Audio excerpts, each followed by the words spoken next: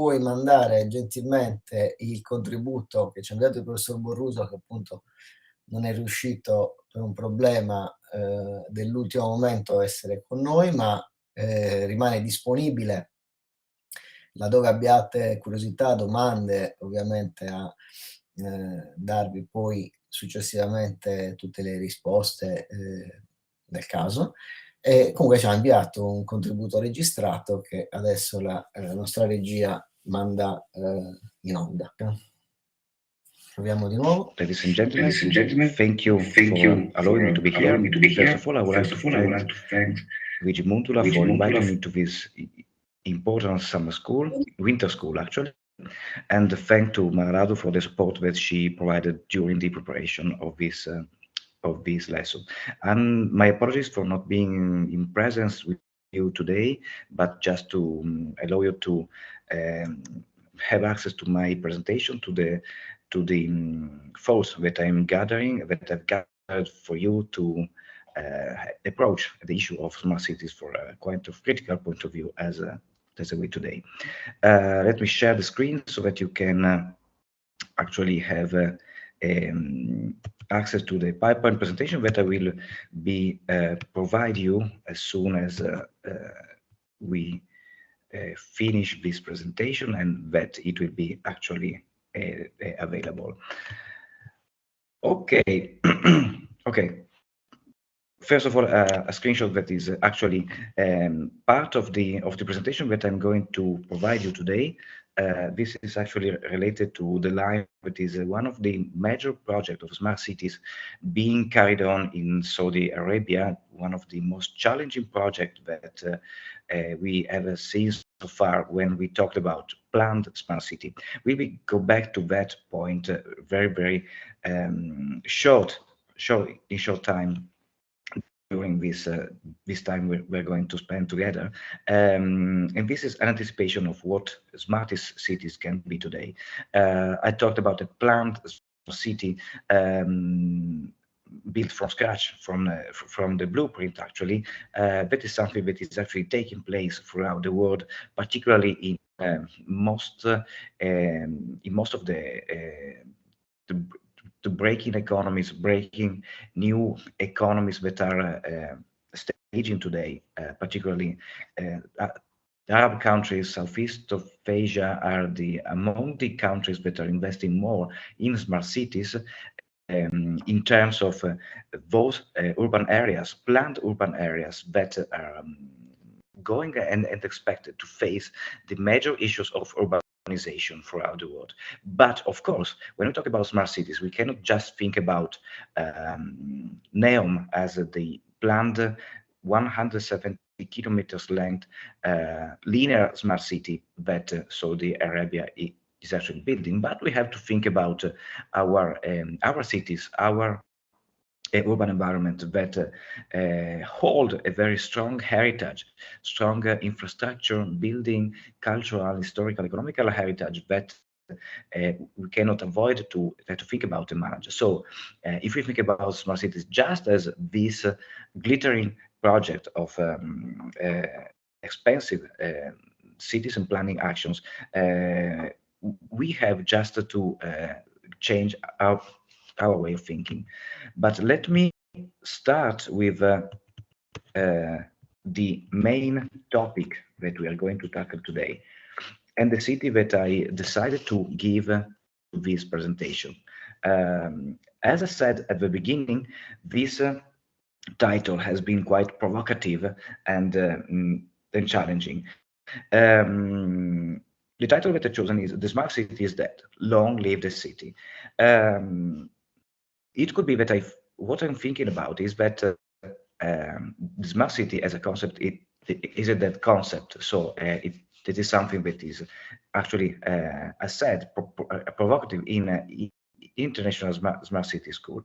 What we are going to skip through in these meetings that we are going to stay together is the importance of a sentence that is the title that I've given to this presentation, the issue of the image of the smart city and smart cities, and what are the challenges to smart cities today. First of all, the importance of a sentence. Smart city is dead, long live the city. It is taken from a quite widespread way of saying in kingdoms when a king dies, a king or a queen dies, and there is a wish for the next king to come to to uh, to take service and continue the tradition and the continuation of the kingdom. So, before a king dies, the kingdom is maintained. It will continue to go on, also without the previous king. What about the city? Smart city is that long live the city. The idea is that the concept of the smart city, it is a concept that it is not just the only idea of the city, the only possible solution of the city. A kind of smart city as we knew it, as it could be done and then performed, in my opinion, it is actually quite dead, because it didn't actually manage to tackle the issues and the challenges that it was supposed to tackle, to face. So we have to think about a different idea of the smart city. That it is actually what I hope you will you will understand once we have finished this lesson, the presentation, and on the other side, we can be quite confident that the city, being it an institution that is going on, that has been going on for many years and centuries, it is not going to die together with the smart city, but it will continue as it always did, transforming itself. This is the essence of my presentation today, and we will go through to some of the challenges that actually are related to the smart city, to the idea of the smart city. First of all, I would like to start with an issue that is actually the image of the smart city. If you are here today, it is because the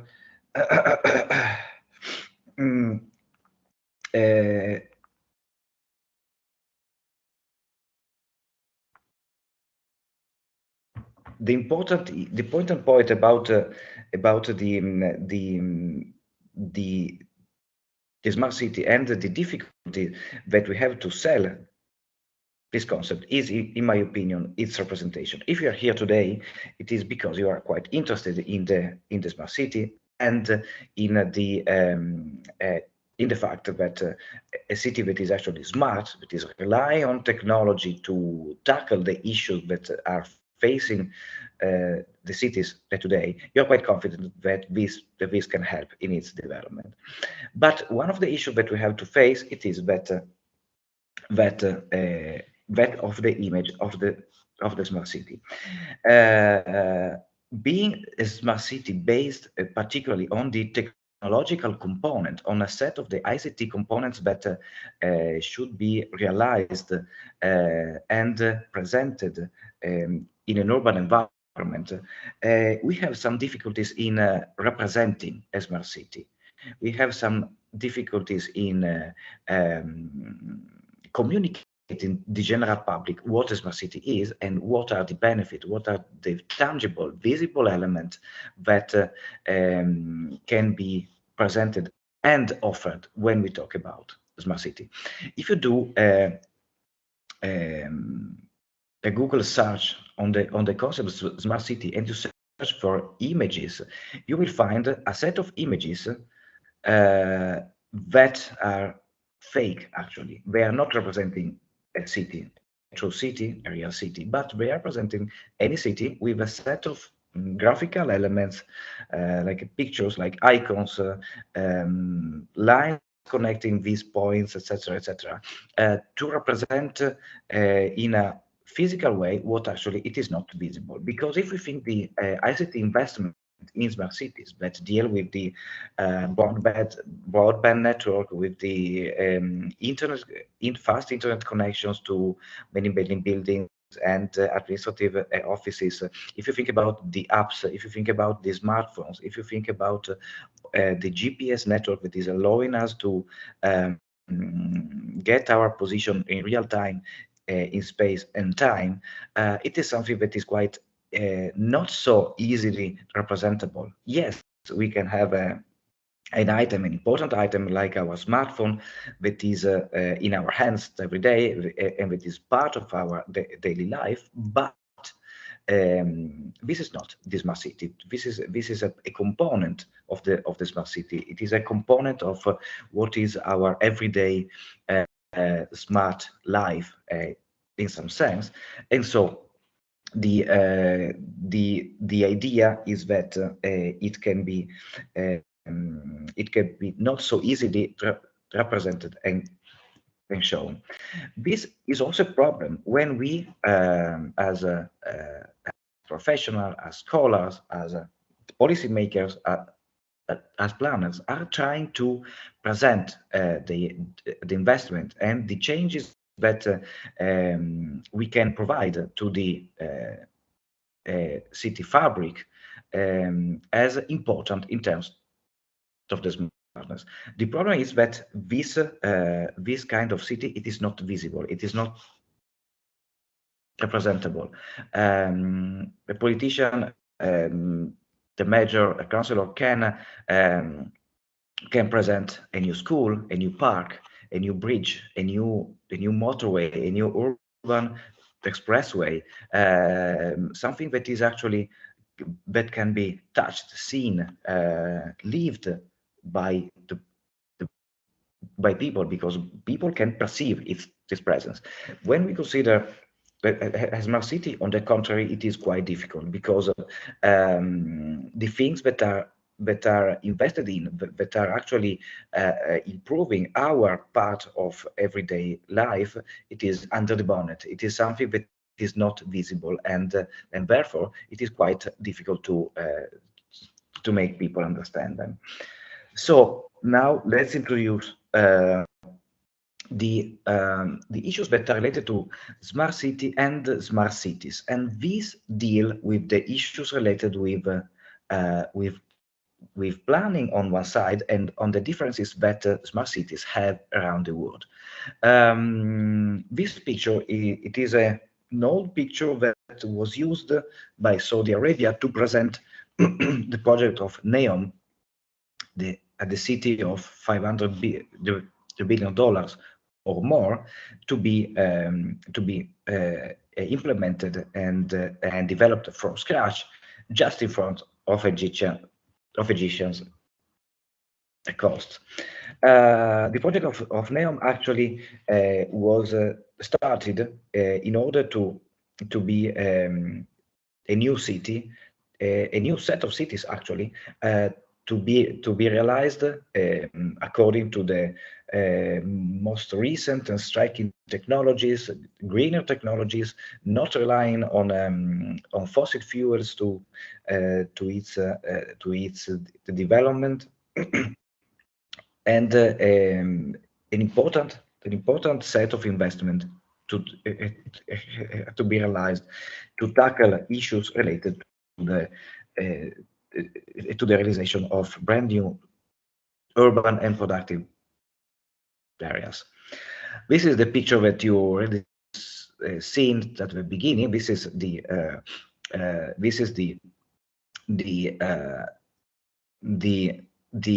organization of NEOM. It is a kind of linear city, an old concept. It is not a new concept actually, but as developed by planners, it is quite an old one, about the advantages of a linear city connected by an efficient set of transport infrastructure in order to allow people to fast moving from one part to another one of a given territory. But NEOM, in this case, it is a more ambitious project that, as you can observe from below here, is actually implying the realization of a brand new 170 kilometers length strip of urban areas, together with the realization of a hexagon of a brand new industrial and port city just south of this 170 kilometers megalopolis known as the Line. And this brand new city, the floating port and the industrial city, just south of Sinai, southeast of Sinai Peninsula, and in a location that is actually strategic for the passage of the main the merchant marine traffic going northwest towards Suez Canal and the Mediterranean. Neom, it is Neom, and particularly at the Line, it is the combination of a linear city and the 15-minute city that is one of the new paradigm that is actually spreading throughout the world, started in Barcelona, in Paris, and now it is taking ground also in Italy. Very recently, the new mayor of Rome said that he would like to foster the city of 15 minutes in Rome. That is actually providing from every point of a single urban area a set of services that are reachable by walking, biking, etc., in 15 minutes time. That is actually implying a reorganization of services and therefore a new idea and dimension of the city. This concept, it is actually performed in the idea of Neom together with this long strip of land that is covered underground by a set of services that are actually running under the ground, particularly a transit system and all the transport infrastructure and services that are needed actually to move goods and people on this city, this linear city. But smart cities are also a utopian project. This is one of the projects that has been developed, like the city of Ordos, that is actually an empty city. It is a city built from scratch, but still with a very limited amount of people living there, and are part of the utopian project related to the smart cities. This is the project of Songdo, and a so-called aerotropolis, that is a metropolis built in close proximity to an airport, built from the beginning from scratch as a smart city, taking advantage of the most striking technologies, most recent striking technologies related to the ICT. But as many projects related to that, it is actually facing issues related to the development and implementation of such city, and also about the filling up of the city. People are there is a huge push to people to move to Songdo in order to gain the benefit of living in this smart city. A similar project is Masdar Eco City, as being built in Abu Dhabi. In this case, also a so-called aerotropolis, therefore an urban area, a suburb built in close proximity to the airport. This with the idea of allowing people coming from different parts of the world to benefit from the interlinked network of air connection between major finance centers, and to find in these places the opportunities to exploit the new issues related to booming economies. But cities have a very important heritage as well. So there is another generation of cities that are the most traditional, let's say, United States or European cities like London, like Milan, who are actually have invested very much in urban expansion in technologies applied to the brand new facilities and infrastructure to be built in part of the city itself. So cities have an important heritage in terms of the previous urban fabric, previously realized urban fabric coming from the different periods of time that took place in previous periods of the history of these cities. Smart cities are also developing in developing countries, in the newly industrialized countries, with important issues related to the fact that the urban economy of some urban areas are actually in a challenge by the important pressure given by modern finance, that is finding in new urban solutions important occasions for investing money. On the other side, one of the important elements is the potential urban displacement of other people that live in the same city.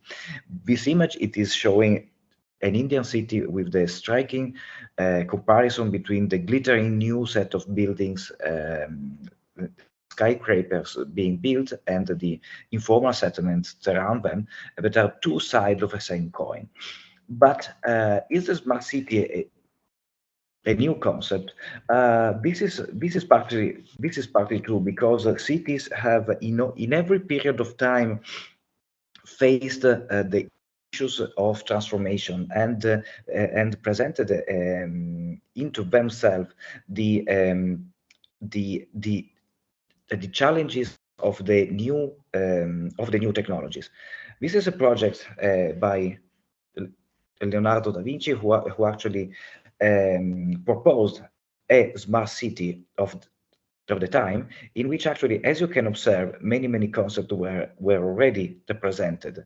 In this mock-up, actually, you can observe that the city is organized in different layers, with the pedestrian component that is left on the upper part of the city, and all the services are running underground. Sewage systems, navigable channels, freshwater systems, are all of them running underground, allowing therefore waste displacement, freshwater availability, and transport. The ideal city, it is something that started as an example of the smart city already during the Renaissance, and so this idea of planning a brand new city with the most recent technology, it is not something that is particularly new. Also, during the immediate stages, we have a representation of a city, of a smart city.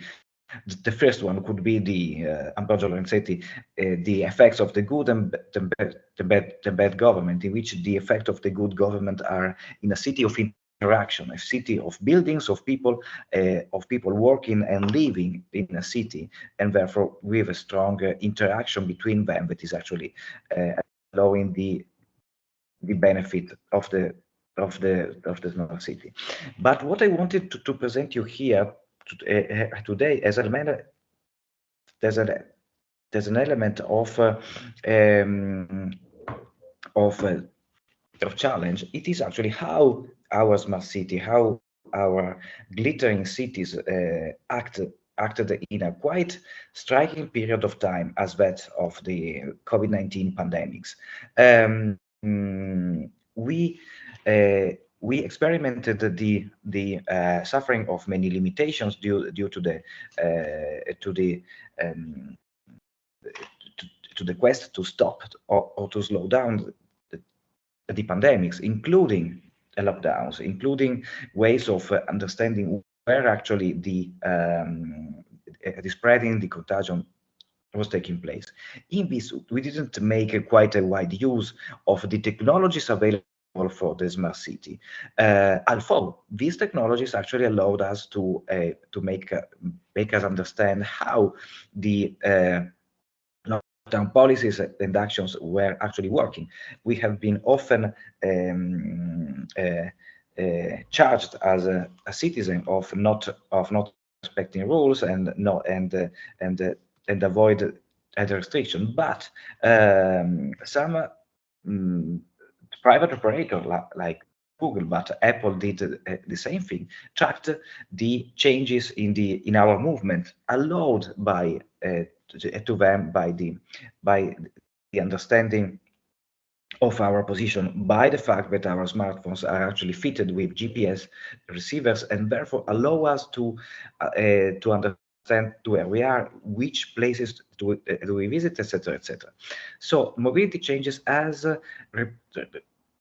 recorded by Google platform during the lockdown period actually showed us that we had a dramatic drop down in the use that we made of retail recreations, minus 79%, parks 75%, transit station and workplace, with a plus of residential presence. This was very, very similar in every region of Italy, and so with no differences between north and south, between east and west, between the island and the mainland, etc., etc. The data behind them are actually smart data that are taken from this operator, by this operator, from our movement, actually from actually what we allow them to do with them as to track our movements. It is something that should be actually taken into account by planners when we consider the city, when we consider city as an organization that actually need to be tackled, taking into consideration the ICT components. So the major idea that is behind this kind of reasoning that I've been carrying on throughout this presentation is that actually we have a dramatic set of technologies and information that is actually available for us that allow us to could allow us to improve the quality of our life, of our everyday life, but we are just using a very, very short part of that. We as users, as planners, are using a very, very limited part of that could be actually put into a system, and then in order to better understand what actually it is going on in our urban environment. If we go back for a second and have an idea to this picture that is actually related to the data that are behind the analysis of our movement, we can quite easily understand what is the real-time situation of traffic, what is the real-time situation of urban density. Cities are always urban, dense environment, but this density, it is actually spreading in different moments of time and space, and therefore what a smart city could do, it is actually to take notice of that, intervene with planning actions, with fast planning action in order to avoid, particularly in a post-pandemic period, the massive gathering of people in single moments of time and space, and therefore reduce those that are now feared as occasion of virus spreading, and therefore to change the way in which planning action and interventions are actually put into service. The idea, therefore, is that okay, this one model of smart city that is just the investment in technologies and infrastructure, it is possibly that, because we have to think again, think back of what can be the modern use of this dramatic investment in technology that we have done so far, but also as a way of changing our processes and our way of thinking about the city and the smart city in particular. I thank you for your attention. I remain available to answer to questions, to hints and comments that you would like to provide. And of course, I will provide also the contents of this presentation and the different links used during this presentation. Thank you very much for your attention.